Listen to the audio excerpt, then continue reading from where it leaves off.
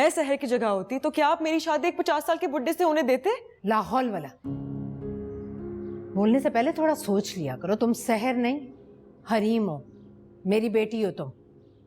तुम्हारा नसीब तो मैं अपने हाथों से लिखूंगी, बल्कि सोने चांदी की तारों से लिखूंगी। लेकिन मम्मा। हरीम, जाओ बेटा, अपने कमरे में जाओ। ये बड़ों की बात है। तुम्हारी मामा और मैं हैं, हम कुछ सोच समझ कर ही करेंगे। नहीं बाबा, मैं कहीं नहीं जाऊंगी। जब तक मैं आपको कन्विंस नहीं कर लेती, मैं कहीं नहीं जाऊंगी। देखो हरीम, मुझे पता है तुम्हारा दिल हर ऐरे गैरे की मदद के लिए बिला वजह मचल उठता है, लेकिन ये शादी ब्याह का मामला है, तुम अभी ना समझ हो। तुम इस मामले से दूर रहो। मगर मम्मा। बस हरीम, एक लफ्ज और नहीं। जब तुम उसकी हिमायत में मुझे नजरअंदाज करने लगती हो, मुझे जालिम और सफाक साबित करने पर तुल जाती हो, तो तुम अंदाजा नहीं लगा सकती मुझे कितनी तकलीफ होती है।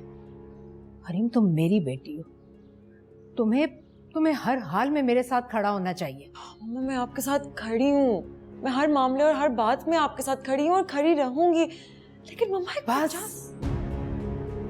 तुम अपना नुक्ता नजर और एहतजाज रिकॉर्ड करा चुकी।